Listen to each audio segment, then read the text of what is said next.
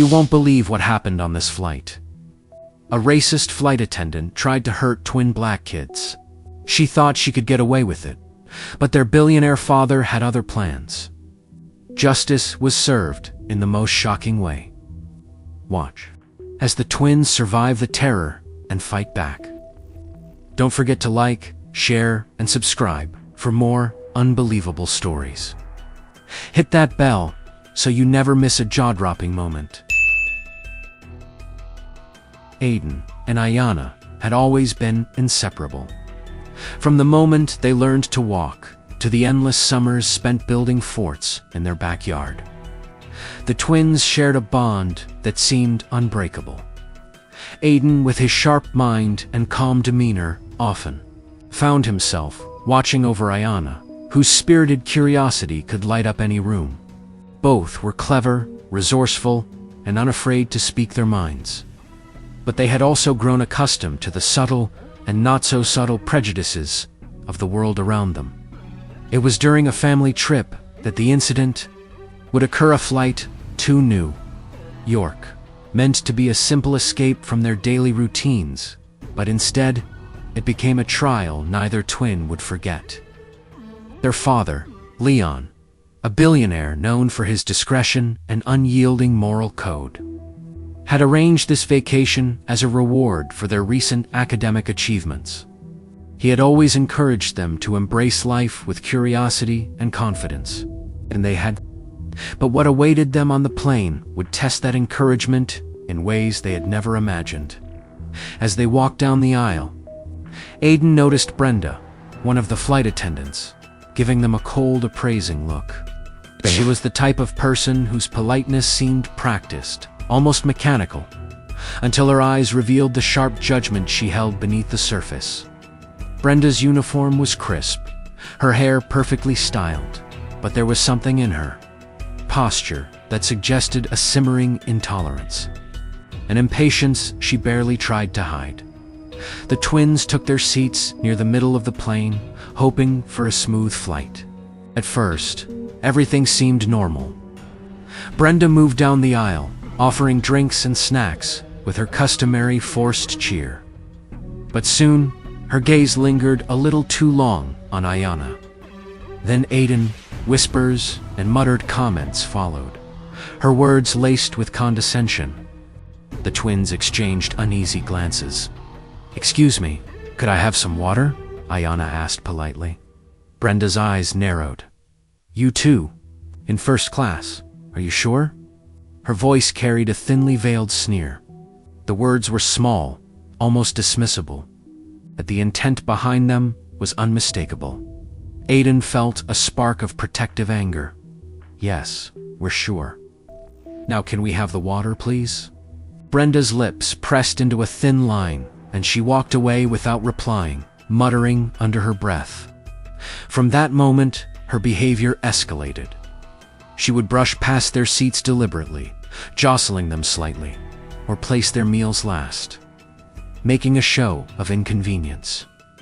The twins tried to ignore it, focusing instead on each other. But Brenda's actions were growing bolder and far more dangerous when she returned with the in-flight cutlery. Her smirk carried a different weight. Aiden noticed her hand twitch. Near the fork on the tray, the glint of metal catching the cabin lights. It was subtle at first, a test of control, but Ayana noticed it too. Their instincts screamed that something wasn't right. "Leave it," Aiden whispered. "Don't react." Brenda lingered near their seats, watching, calculating. Then, in a moment that seemed frozen in time, she leaned closer, her eyes cold, and muttered something that sent a chill down Ayana's spine. She could have hurt them, if she wanted to, but perhaps she wanted to see fear first. The twins remained calm, forcing smiles, speaking softly to each other, as if nothing was happening. Other passengers were distracted, earbuds in, eyes on screens, oblivious to the silent danger, but the tension in the air was undeniable. Aiden's hand subtly gripped Ayana's, and they both knew they had to survive this moment without giving Brenda any satisfaction. By the time the pilot announced that the flight was halfway through, Brenda's hostility had shifted into open aggression. She bumped their seats, dropped items intentionally near them, and whispered insults under her breath that were just loud enough to be heard by no one but them. The twins sat rigid, aware of every movement, every subtle threat, their minds racing with ways to get through this flight safely. As the plane approached turbulence, Brenda made her move. She leaned over their row, pretending to adjust the air vent, her fingers brushing the fork again. Aiden's heart raced. He clenched his jaw, his mind working at lightning speed, calculating every possible outcome. Ayana's eyes widened, but she didn't cry. She trusted her brother to protect her. Just then, the intercom crackled with a voice they knew. Well, Leon's? He was on a separate phone call with the airline. Though they didn't realize it at the time, moments later, the captain made an unusual announcement. A minor change in flight path due to unexpected passenger concerns. It was subtle, but it gave the twins hope. Someone in power, someone who could intervene, was aware. Brenda, sensing something had shifted, paused. Her smirk faltered. Aiden noticed it. She had not counted on the family's influence, or the father, whose reputation could ruin her with a single call. The rest of the flight passed in tense silence. Brenda avoiding the twins as if she knew her. Actions had been noted and would carry consequences. Aiden and Ayana exchanged relieved looks, though neither could fully relax. They knew the real reckoning was yet to come, that their father's intervention would be swift and merciless. The plane landed with an eerie calm that belied the chaos that had almost erupted in the cabin. Aiden and Ayana walked off the aisle with careful steps, their hands still brushing, a silent affirmation that they were safe together for now.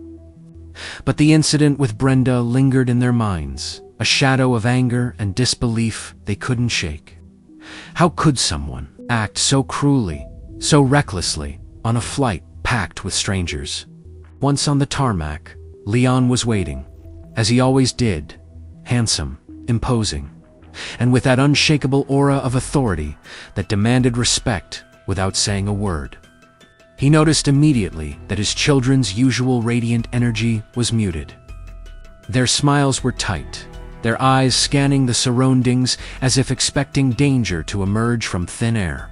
He kneeled, bringing himself to their level. "Talk to me," Leon said softly, his voice carrying the weight of both concern and quiet fury. Aiden explained the entire ordeal, from the whispers to the deliberate jostling, and finally, the fork. Ayana added details about Brenda's threatening glances and how she seemed to relish every moment of intimidation.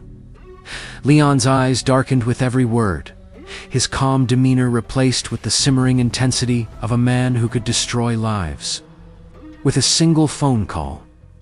"This isn't just bullying," Leon said, standing tall, his gaze hardening. "This is assault and harassment. I won't let anyone touch my children like that." The twins watched him, a mix of awe and relief washing over them.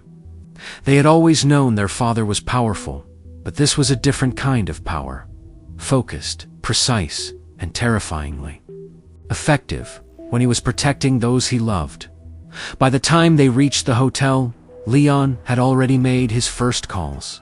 The CEO of the airline answered immediately, visibly tense on the other end of the line. Leon didn't waste time with pleasantries. He recounted the events of the flight with clinical precision, highlighting Brenda's racist behavior, her reckless endangerment of passengers, and her attempt to harm his children. He spoke slowly, deliberately, each word a blade sharpened to cut through corporate complacency. Meanwhile, Aiden and Ayana were escorted to their suite, where they unpacked in silence. Ayana stared out the window, her thoughts spinning. Do you think she'll ever work again?" she asked quietly. Aiden didn't answer immediately. He knew his father's influence was enormous, But he also understood the gravity of what Brenda had done. "If she doesn't, it's because she crossed the wrong people," he said finally. "We just have to trust Dad." Leon returned to the suite. Later that evening, exhaustion barely masking the intensity in his eyes. He sat down with them, explaining the steps he had taken. Brenda had been suspended, pending a full investigation, and he had personally ensured that internal and external legal teams were aware of her conduct. But he didn't stop there. His influence reached into media channels, and a few trusted journalists had already been tipped off about Brenda's behavior, though her name was not yet released publicly. "What happens now?" Ayana asked, her voice trembling slightly. "Now," Leon said, "we let justice run its course. She made the mistake of thinking she could intimidate my children. That mistake will cost her everything." The twins felt a mixture of relief and anticipation. They were safe, but the world had to know that Brenda could not act with impunity. Leon's meticulous planning and powerful network meant her career. Reputation and livelihood were on the line. The next morning, social media began buzzing with rumors. Flight attendants had been talking. Passengers who had overheard Brenda's rude comments shared their experiences online, and journalists were piecing together the story. By midday, a viral post was circulating. "Racist attendant suspended after attempting to harm passengers."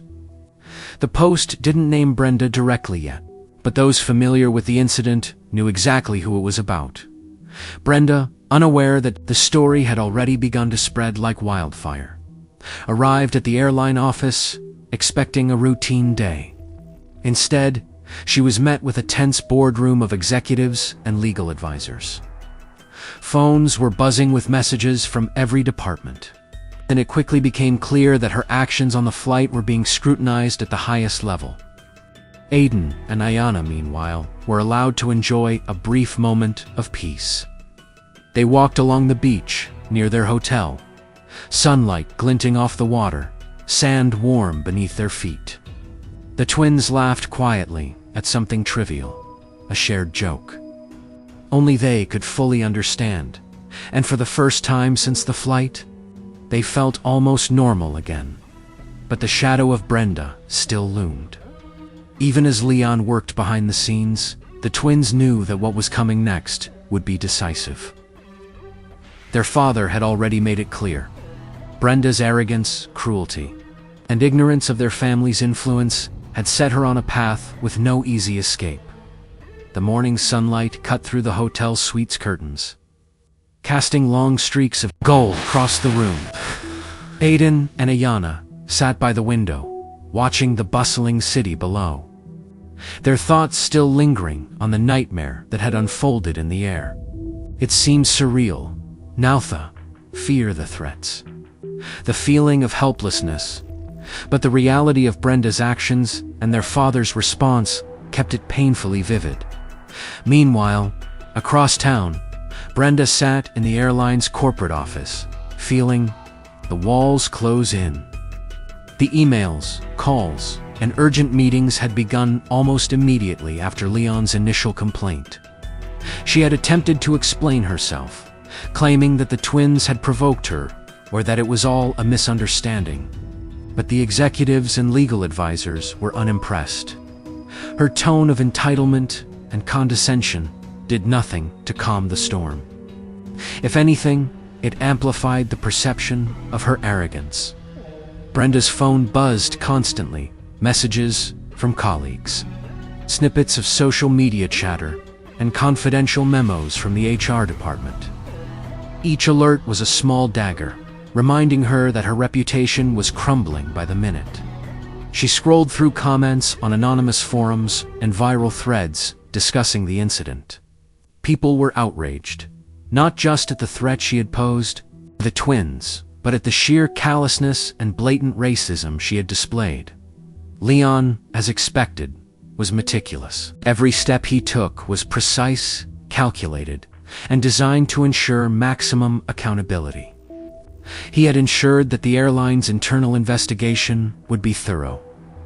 leaving no room for Brenda to manipulate the narrative. He had also spoken directly with the media, providing factual evidence of her actions while protecting his children's identities. The result: Brenda was now facing a perfect storm of corporate scrutiny, legal exposure, and public outrage. Back in the suite, Aiden and Ayana prepared for a day out, trying to reclaim some normalcy. Ayana, brushing the sand from her dress, turned to her brother. "Do you think she knows what's coming?" Aiden smiled faintly. "She has an idea, but she can't begin to imagine it." They were right. Brenda's world was unraveling. She had been called into a formal disciplinary hearing with the airline, where executives laid out the evidence in cold, undeniable terms. Witness statements from passengers, reports from colleagues, and even the surveillance footage from the cabin. There was no ambiguity. Brenda had not only harassed the twins, but had also endangered their safety in a way that could have had catastrophic consequences. The executives, visibly restrained but firm, told her that the company could not, in good conscience, allow her to continue working. They explained that she was suspended immediately, pending a full termination review. Her protests fell flat. They had already been preempted by Leon's legal team. Every defense she offered was countered with evidence. Excuse neutralized. In parallel, Leon had made a strategic decision to escalate the situation through public channels. Carefully chosen media outlets began reporting on the incident, framing it not just as an isolated act of bullying, but as a case study in accountability for corporate employees who engage in discriminatory and dangerous behavior. Brenda, who had expected her influence to protect her, was now exposed to public scrutiny in ways she could not control. As the news spread, social media erupted. Hashtags condemning Brenda's actions trended. Comments flooded in from people outraged at the idea that someone could behave so recklessly toward children. The airline faced immense public pressure. To act decisively and act, they did. Within days it was announced that Brenda had been terminated, her career effectively over before it could recover. Meanwhile, Aiden and Ayana, oblivious to the full scale of the storm, enjoyed their vacation. They explored museums, strolled along scenic streets, and shared quiet moments in cafes. Yet, every now and then, Aiden would glance at his phone, seeing the news unfold in real time, and a quiet satisfaction would settle over him. Justice had been served, and not by chance, but by their father's swift and calculated intervention. Ayana looked up from a sketch she was making, capturing the city skyline. "It feels unreal," she said softly. "Like everything changed in just a few days." Aiden nodded. "It did. And we're lucky. Most people don't have someone like Dad to protect them. But what matters is that we stayed strong." By the time the twins returned to their hotel room that evening, Leon was waiting with a calm but triumphant expression. He sat them down, explaining the extent of Brenda's downfall, the suspension, and the termination. He didn't gloat. Instead, he focused on the lesson. Power, responsibility, and standing up against injustice mattered.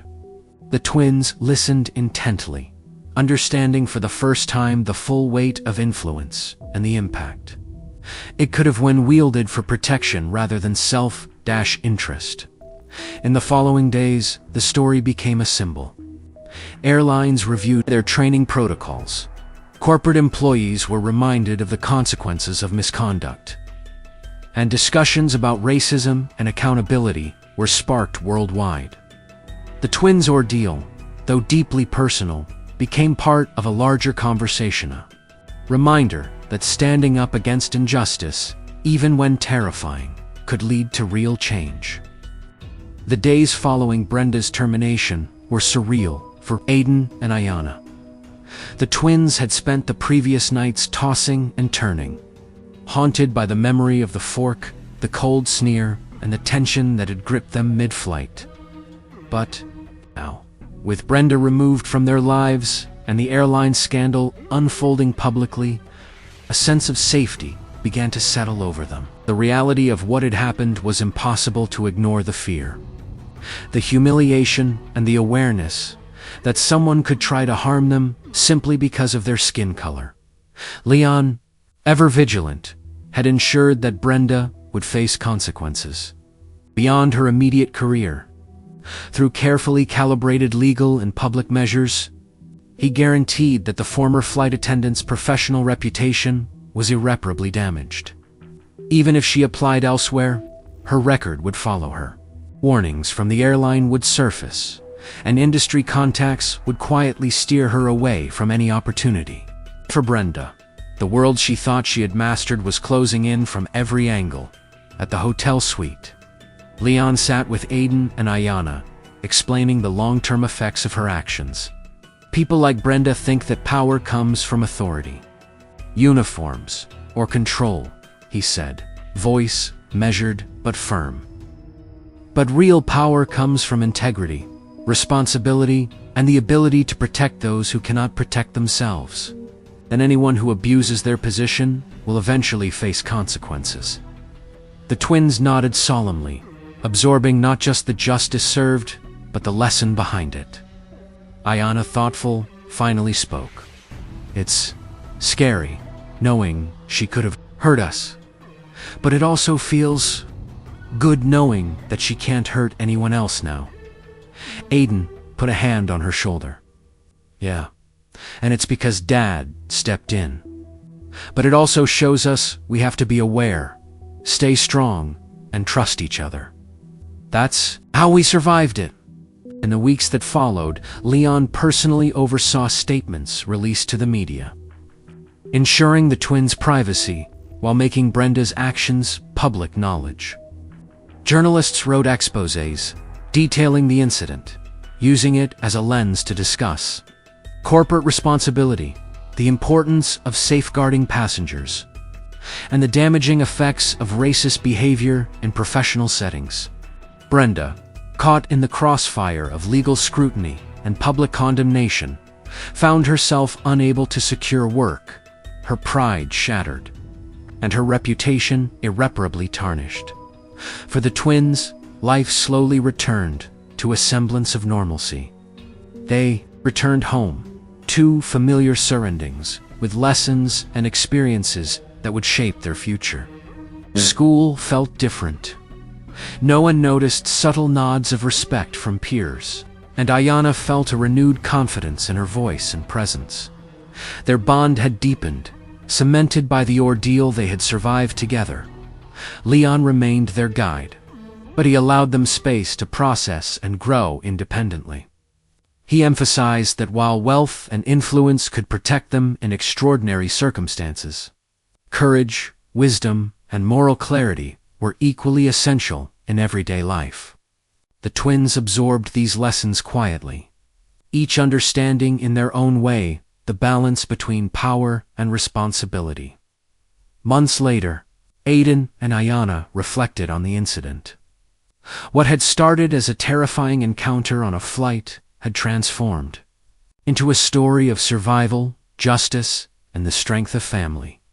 Brenda's downfall served as a stark reminder of the consequences of cruelty and prejudice, while their father's intervention exemplified the protective power of love and influence. One evening, as the twins walked along a familiar park path, Ayana looked up at the sky, a smile touching her lips. "Do you think Brenda will ever try anything again?" Aiden shook his head, a small smile forming. "Not a chance. She learned the hard way that actions have consequences. And we've learned how to stay strong, how to protect each other, and how to trust that justice can be served even if it's not immediate." As they walked on, side by side, the world seemed a little safer, their bond unshakable, and their understanding of strength deeper than ever. They knew they had survived a storm that could have broken them, but instead, it had made them stronger, wiser, and more united than ever before. Part 4 End Summary.